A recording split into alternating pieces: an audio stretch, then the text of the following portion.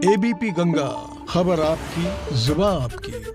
नमस्कार, बहुत स्वागत है आपका एबीपी गंगा में। मैं हूं आपके साथ प्राची पाराशर। दोपहर के 3 बज चुके हैं। वक्त है उत्तर मांगे प्रदेश का, जिसमें आज हम चर्चा करेंगे दिल्ली में हुई हिंसा को लेकर। लेकिन उससे पहले एक बड़ी खबर आपको बता दें। भारतीय किसान यूनियन के प्रवक्ता पर एफआईआर दर्ज हो गई है। जी हां, दिल्ली के गाजीपुर थाने में राकेश टिकैत पर एफआईआर दर्ज हुई है। कल हुए बवाल के मामले में एफआईआर दर्ज की गई है। तो अब एक एक कर तमाम लोगों की जिम्मेदारी तय की जा रही है और जो लोग जिनकी भूमिका संदिग्ध है उन पर अब मामले भी दर्ज किए जा रहे हैं। और राकेश टिकैत अब उनमें से एक हैं जिन पर एफआईआर दर्ज की गई है। गाजीपुर थाने में राकेश टिकैत पर एफआईआर दर्ज हुई है। तो ये बड़ी खबर इस वक्त की आपको बता दें। दिल्ली के गाजीपुर थाने में राकेश टिकैत पर अब एफआईआर दर्ज कर ली गई है। कल जिस तरीके से दिल्ली की सड़कों पर उपद्रव हुआ था, हिंसा भड़की थी, जमकर पथराव हुआ था, सरकारी संपत्ति को नुकसान पहुंचाया गया था, अब उसके बाद लगातार कार्रवाइयों का जो दौर है वो शुरू हो गया है और ऐसे लोगों पर एफआईआर दर्ज की जा रही है, मामले दर्ज किए जा रहे हैं जिनकी भूमिका संदिग्ध समझी जा रही है। मेरे सहयोगी अविनाश जुड़ गए हैं इस खबर पर ज्यादा जानकारी के साथ, जो कल से ही पल पल की अपडेट हम तक पहुंचा रहे हैं। अविनाश, क्या जानकारी आपके पास, क्या मामला दर्ज हुआ है राकेश टिकैत के खिलाफ? जी देखिए प्राची, अगर बात करें तो दिल्ली पुलिस अब उन तमाम सारे किसान नेताओं को बख्शने के मूड में नहीं है जिन्होंने कल इस तरीके की जो अराजकता हुई है उसको कंट्रोल नहीं कर पाए। क्योंकि दिल्ली पुलिस लगातार तमाम सारे किसान नेताओं से बातचीत कर रही थी और ये सभी किसान नेताओं ने भरोसा दिलाया था कि तय रूट पर ही ट्रैक्टर मार्च जाएगा, जिसके बाद उनको इजाजत मिली थी। लेकिन कल जिस तरीके से हंगामा हुआ और गृह मंत्री ने जिस तरीके से आदेश दिया, अब सभी के खिलाफ एफआईआर दर्ज की जा रही है जो किसान नेता इस बातचीत में, बैठक में पुलिस के साथ मौजूद थे। इनमें अगर बात करें तो राकेश टिकैत पर भी एफआईआर दर्ज किया गया है। एफआईआर इसलिए दर्ज किया गया है कि उन्होंने पुलिस के तय रूट पर ट्रैक्टर मार्च न ले जाकर के अराजकता फैलाने की कोशिश की और दिल्ली पुलिस की एनओसी को नहीं माना है। यानी कि जो दिल्ली पुलिस ने ट्रैक्टर मार्च को लेकर एनओसी जारी की थी उसका उल्लंघन किया गया है और इसीलिए उन पर जो इतना हंगामा हुआ है दिल्ली के अंदर, इसको लेकर एफआईआर दर्ज की गई है। राकेश टिकैत के अलावा अगर बात करें तो गुरनाम सिंह चढ़ूनी है, दर्शनपाल सिंह हैं और इसके अलावा योगेंद्र यादव और 3-4 अन्य किसान नेता हैं जिनके खिलाफ ये एफआईआर दर्ज की गई है। तो जाहिर तौर से बात है कि अब इन तमाम सारे किसान नेताओं की मुश्किल बढ़ने वाली है, क्योंकि दिल्ली में जो तमाम तरीके से हंगामा हुआ है, अब इस हंगामे में जितना तोड़फोड़ हुआ है, जिस तरीके से पूरा तांडव हुआ है, इन तांडव के खिलाफ जो आरोप बनते हैं वो आरोप भी अब इन किसान नेताओं पर लगाए जाएंगे। बिल्कुल, देखिए कल जिस तरीके से हंगामा हुआ दिल्ली में गणतंत्र दिवस के दिन, वो बेहद शर्मनाक था और अब इस पर कार्रवाई भी हो रही है। अविनाश, आप बने रहिए हमारे साथ, क्योंकि ट्रैक्टर परेड के नाम पर जो कुछ भी हुआ उसे जायज तो बिल्कुल नहीं ठहराया जा सकता है। ऐसा लगता है कि जैसे ट्रैक्टर परेड के नाम पर प्रदर्शन पहले से ही फिक्स था। ऐसा इसलिए क्योंकि भारतीय किसान यूनियन के प्रवक्ता राकेश टिकैत का एक वीडियो वायरल हो रहा है जिसमें राकेश टिकैत लोगों से आंदोलन में लाठी लेकर आने की अपील कर रहे हैं। हालांकि उन्होंने सफाई भी पेश की है। सबसे पहले खास रिपोर्ट देखिए, फिर उसके बाद चर्चा में आगे बढ़ेंगे।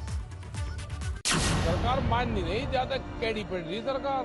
अपना ले आइयो, झंडा झुंडा भी लगाना, लाठी गोती भी साथ रखियो अपने।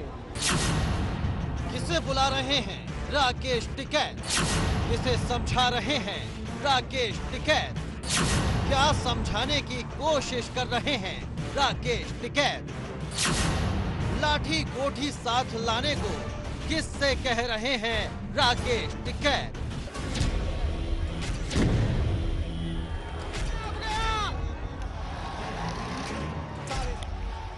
दिल्ली के अक्षरधाम के पास में देखिए क्या हो रहा है।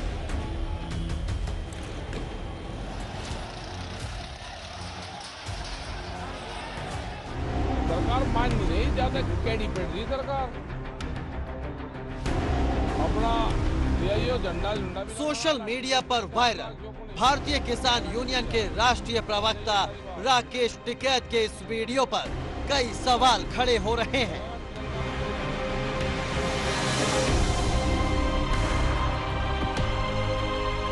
प्रदर्शन स्थल से लेकर किसानों के ट्रैक्टर ट्रॉली जब झंडों से पटे पड़े थे, तो फिर क्यों टिकैत की माने तो आंदोलन को हिंसा का रूप देने वाले अब यहाँ उनके मंच का इस्तेमाल नहीं कर सकेंगे।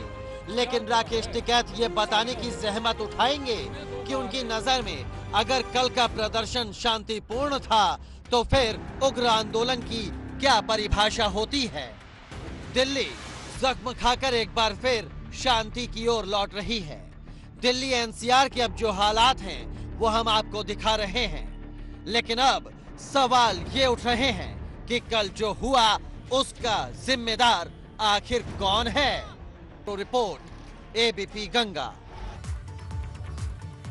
तो देखिए, सबसे ज्यादा सवाल इसी बात को लेकर है कि कल जो दिल्ली में हुआ आखिर उसके पीछे जिम्मेदारी किसकी है, कौन जिम्मेदार है जिसकी वजह से कल गणतंत्र दिवस के दिन दिल्ली दहल उठी। हमारे साथ कुछ खास मेहमान जुड़ गए हैं, जल्दी से आपका तारुफ करा दें। सुनील सिंह साजन सपा प्रवक्ता हमारे साथ हैं, मनीष शुक्ला बीजेपी प्रवक्ता हमारे साथ हैं, राजवीर सिंह जिला अध्यक्ष भाकियू हमारे साथ हैं, तो वहीं अविनाश तिवारी भी मेरे सहयोगी लगातार हमारे साथ बने हुए हैं जो इस खबर पर पल पल की अपडेट हम तक पहुंचा रहे हैं। सबसे पहले राजवीर जी, आप ही से शुरुआत करना चाहूंगी। जो दिल्ली में कल हुआ, कौन है इसके पीछे जिम्मेदार? वो पूरा देश जान गया है, कल से सारी चीज स्पष्ट हो गई है कि एक व्यक्ति, एक संगठन से जुड़ा हुआ व्यक्ति पूरे मूवमेंट को खराब करना चाहा। वो हमारा मार्च यहां से 11 बजे निकला, वो पहले ही, इसके पहले लाल किला पहुंचता है। लाल किले जैसी सुरक्षित जगह पर वो अंदर पहुंच जाता है और एक शर्मनाक हरकत करता है। तो वो हमारे आंदोलन का हिस्सा नहीं था, न कभी आंदोलन का हिस्सा रहा है, और ऐसे व्यक्तियों ने हिंसा की है, उनके खिलाफ सख्त से सख्त कार्रवाई हो, ये हमारा आंदोलन इस बात को बराबर कह रहा है। हम ऐसी घटनाओं की सख्त कड़े शब्दों में निंदा करते हैं। इस तरह की घटनाएं, हम लोग 62-64 दिन से बैठे हैं। राजवीर जी, निंदा तो आज कर रहे हैं, कल जब हिंसा हो रही थी उस वक्त के बयान भी हमने आपके नेताओं के सुने थे। दुर्भाग्यपूर्ण मानने तक से इनकार कर दिया था इस घटना को। नहीं, तो वो तो जब चल रहा था मामला, पता नहीं होगा लोगों को, लेकिन इसके बाद हमारे सारे नेताओं ने इसको दुर्भाग्यपूर्ण कहा। पता नहीं होगा राजवीर जी, पता नहीं होगा, घटनाओं का देश में पता नहीं होगा राजवीर जी। आप लोगों ने आह्वान किया परेड का, और उस परेड ने क्या हश्र किया राजधानी दिल्ली का, ये पता नहीं होगा, पता नहीं चला आप लोगों को। जी प्राची जी, सुन लीजिए, परेड का आह्वान किया और दिल्ली पुलिस से अनुमति हुई जी। जिस रूट को दिया गया, उस रूट पर चौराहे के पहले ही उस पर बैरिकेडिंग लगा दिया गया बहुत मजबूत, और जहां दिल्ली की तरफ जाने वाला रास्ता उस पर बहुत ही थोड़े से बैरिकेड लगाए गए। किसान को वहां रोका गया। एक कोई अधिकारी थी, वो ट्रैक्टर के आगे रुक गई। आप वहां के वीडियो निकलवाइए, आपके चैनल के ही लोग रहे होंगे और भी पत्रकार रहे होंगे, पत्रकार रहे, हमारे चैनल के भी लोग रहे, जिन पर भी हमला हुआ है, उनके कैमरे तक तोड़ दिए गए हैं राजवीर जी। और अगर बैरिकेडिंग लगाई गई थी तो वहां रुककर बातचीत करते ना सर। हिंसा किसी भी चीज का समाधान हो सकती है, बिल्कुल रुककर। ना, कतई नहीं। हिंसा शब्द ही खराब है, हिंसा का कोई सपोर्ट नहीं है। और वहां पर जो किया जा सकता था, वो टिकैत साहब ने घंटों खड़े होकर के संघर्ष किया लोगों को रोकने के लिए कि इस बैरिकेड को मत तोड़िए, अगर सामने जाइए, और उस बैरिकेड को सुरक्षित बचाया गया। इसके बाद दिल्ली पुलिस ने उनको बहका करके दिल्ली की तरफ डायवर्ट कर दिया और दिल्ली में जाकर के वो फंस गए। किसकी जिम्मेदारी है राजवीर जी? मैं बाकी मेहमानों के पास जा रही हूँ। राजवीर जी, मैं बाकी मेहमानों के पास जा रही हूँ, एक छोटा सा सवाल का जवाब दे दीजिए, जिम्मेदारी किसकी है? दिल्ली पुलिस ने कहा था कि हम मार्ग पर पोस्टर लगाएंगे, इंडिकेशन लगाएंगे कि यहां से जाना है, कहीं कुछ नजर नहीं आया। और दिल्ली पुलिस की परमिशन दी थी कि मार्ग को, ये परेड आपकी थी तो जिम्मेदारी भी आपकी है। मनीष जी, बार बार आप पर आरोप लग रहे हैं। ठीक है राजवीर जी, ठीक है, आपकी बात हो गई। मनीष जी, देखिए बार बार आरोप लग रहे हैं सरकार पर, बार बार आरोप लग रहे हैं दिल्ली पुलिस पर। ठीक है राजवीर जी, आपकी बात आ गई। इन आरोपों पर आप क्या कहेंगे? क्या जिम्मेदारी सिर्फ और सिर्फ किसानों की थी दिल्ली में शांति बनाए रखने की? देखिए प्राची जी, जब आप आज डिबेट कर रहे हैं, उसके पहले माननीय सर्वोच्च न्यायालय का एक फैसला आया जिसमें सारे कानूनों को स्थगित कर दिया गया।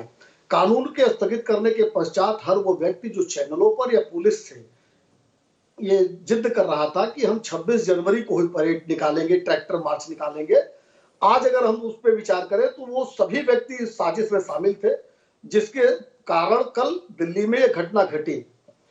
जिस तरीके से अभी ये कह रहे हैं कि इनको पता नहीं था, तो जो दीप सिद्धू है, अभी जो सामने बातें आ रही कि दीप सिद्धू ने परसों सिंधु बॉर्डर पर, जिसमें सभी किसान यूनियन शामिल थे, किसान यूनियन के मंच पे कहा कि हम अंदर दिल्ली के जाएंगे। एक वामपंथी संगठन की सहायता से दीप सिद्धू ने इन संगठनों की अनुमति से इस षड्यंत्र को रचा। और राकेश टिकैत का जब वीडियो सामने आ गया है और जो भाव भंगिमा में वो बोल रहे हैं, उससे कुछ बताने की आवश्यकता नहीं है। एक बात मैं जरूर कहूंगा कि गणतंत्र दिवस के शुभ अवसर पर जो कुकृत्य किया गया, जो हिंसा की गई, उससे आम हिंदुस्तानी आहत है और एक एक हिंदुस्तानी अपने ऊपर इसको हमला मानता है, क्योंकि हिंदुस्तान की अस्मिता, हिंदुस्तान के स्वाभिमान पर अगर हमला होता है तो एक एक हिंदुस्तानी पर हमला है और आम हिंदुस्तानी अब ऐसे लोगों को माफ नहीं करेगा। बिल्कुल मनीष जी, बिल्कुल माफ नहीं करेगा। देखिए, बिल्कुल माफ नहीं करेगा।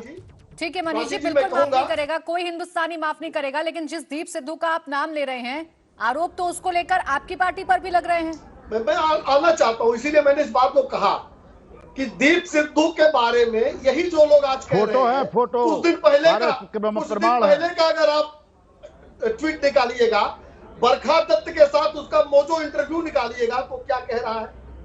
जो फोटो पुरानी है उसकी चर्चा कर रहे हैं। इस आंदोलन के दौरान बरखा दत्त कौन है, योगेंद्र यादव कौन है, ये जो जितने इस तरह के लोग हैं उनके साथ उसका इंटरव्यू है। बरखा दत्त का मोजो इंटरव्यू मौजूद है, तमाम ट्वीट मौजूद है। प्राची जी, आपने भी देखा होगा, कल से ही चल रहा है कि ट्वीट में उन लोगों ने जो आज कह रहे हैं कि ये उनके साथ है, वो उसको किसान का बेटा बता रहे थे, उसकी अंग्रेजी पे उसको जस्टिफाई कर रहे थे। ये अंग्रेजी था जरूर है, लेकिन किसान का बेटा है। और आज कह रहे हैं कौन है, उसके खिलाफ भी कार्रवाई सुनिश्चित की गई है, जिसने लाल। मनीष जी, अब जब हिंसा हो गई और कल जब देश को नुकसान पहुंच गया, उसके बाद तो आप कार्रवाई कर लीजिए। कल क्यों नहीं व्यवस्थाओं को इतना दमदार किया गया, क्यों नहीं किया गया ऐसा कि दिल्ली के साथ ऐसा ना होता।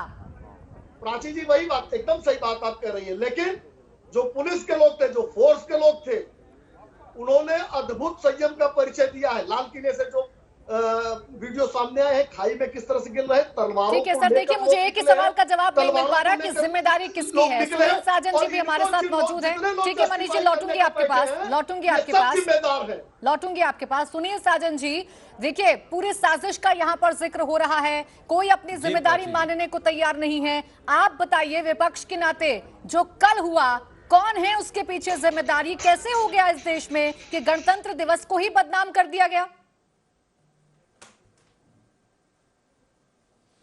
देखिए प्राची जी, मुझे लगता है कि जो कल दिल्ली में देखने को मिला उसकी निंदा सभी लोग कर रहे हैं, लेकिन उसकी स्थिति क्यों आई? इस देश का अन्नदाता 62-65 दिनों से धरने पर बैठा है और ये गूंगी बहरी सरकार, जिसको न सुनाई दे रहा न दिखाई दे रहा है, वो उद्योगपतियों के चरणों में चली गई, उनके चरणों में पड़ी है, किसानों की बात नहीं सुन रहे हैं। अरे सुन लो महाराज, अरे सुन लो यार, सुन लो, सुनने का बूता रखा करो, तब टीवी पे आया करो। क्या बकबक करने आ जाते हो टीवी पे? हम तो नहीं बोले आपके बीच में, पढ़ लो भाई। और ये हम बोले आपके बीच में यार, और ये सब शब्द मत प्रयोग किया करो।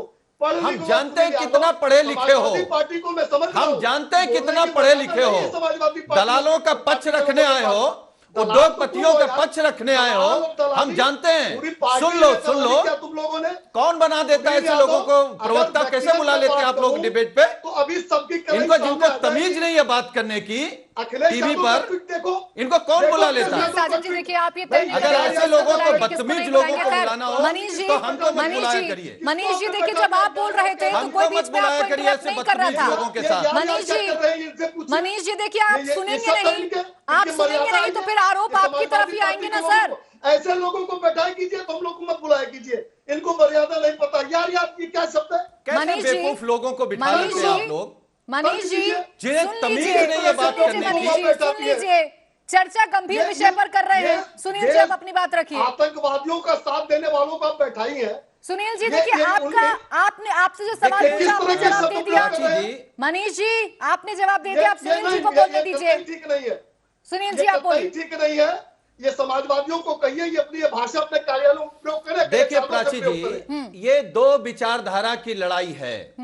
जिस लड़ाई से ये भाग रहे हैं ना, वो भाग क्यों रहे हैं वो हम बता रहे हैं। देखिए, इस देश में एक तरफ भगत सिंह के वंशज हैं जो किसान हैं, और एक तरफ वो लोग हैं जो अंग्रेजों के मुखबिर रहे, उन मुखबिरों के वंशज हैं। तो ये मुखबिरों के वंशज हैं जो टीवी पर बात कर रहे हैं। हमने कहा कल की घटना को कोई भी अच्छा नहीं बता सकता, लेकिन वो घटना क्यों हुई जब लगातार एक मीडिया लगातार सरकार के लोग इन किसानों को, अन्नदाताओं को आप आतंकवादी कहते रहे, खालिस्तानी कहते रहे, माओवादी कहते रहे, तो अरे उनका रोष आक्रोश में बदला। देखिए हमें अंग्रेजों के दलालों से प्रमाण पत्र लेने की जरूरत नहीं है। आप बताओ जो कल लाल किले पे चढ़ा हुआ कौन है, समर्थन तो आपने भी दिया था, ये सभी की जिम्मेदारी है। खैर एक छोटे से ब्रेक के लिए यहाँ पर रुक रही है, बहुत जल्द वापस लौटेंगे। एक छोटा सा ब्रेक मुझे यहाँ पर लेना है कि कोई इसकी जिम्मेदारी क्यों नहीं ले पा रहा है। अविनाश का मैं जल्दी से रुक कर लूंगी। अविनाश, अभी आप राजवीर सिंह जी को सुन रहे होंगे, जिनका ये कहना है कि जो तय रूट था उस पर बैरिकेडिंग लगा दिए गए, जिसकी वजह से ये हिंसा हो गई, जिसकी वजह से किसानों को दूसरी तरफ से जाना पड़ गया। आप तो ग्राउंड पर मौजूद थे अविनाश, आपने सब कुछ देखा था। आप जरा इस स्थिति को क्लियर कीजिए कि दरअसल हुआ क्या था उस वक्त।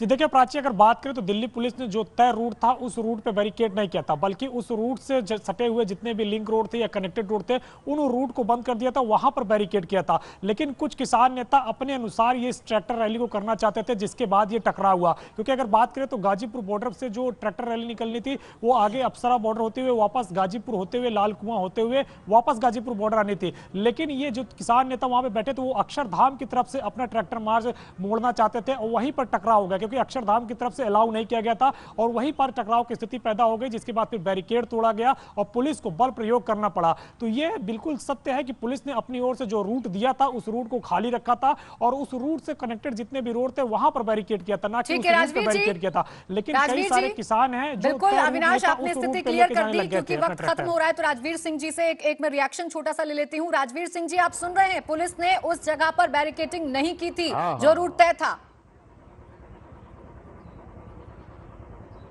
देखिए चौराहा घुमा करके लोगों को ट्रैफिक निकाला जाता है कि चौराहे के पहले कट से निकाला जाता है। जो हमको दिखाया गया था कि ये गोल चक्कर घुमा करके यहाँ से आपके जाएंगे और वहाँ उस पर सामने लगा दिया बैरिकेटिंग चौराहा और उससे टेढ़ा जाकर के दो मार्ग होते थे वहां सामने, उन दो मार्गों के सामने खड़ा कर दिया ले जाकर के। राजवीर जी देखिए, ये तो आपको मानना होगा कि तय रूट को फॉलो नहीं किया किसानों ने, जिस वजह से ये पूरी स्थिति बनी, जिस वजह से टकराव हुआ और जिसकी वजह से गणतंत्र दिवस के दिन दिल्ली में बवाल हुआ।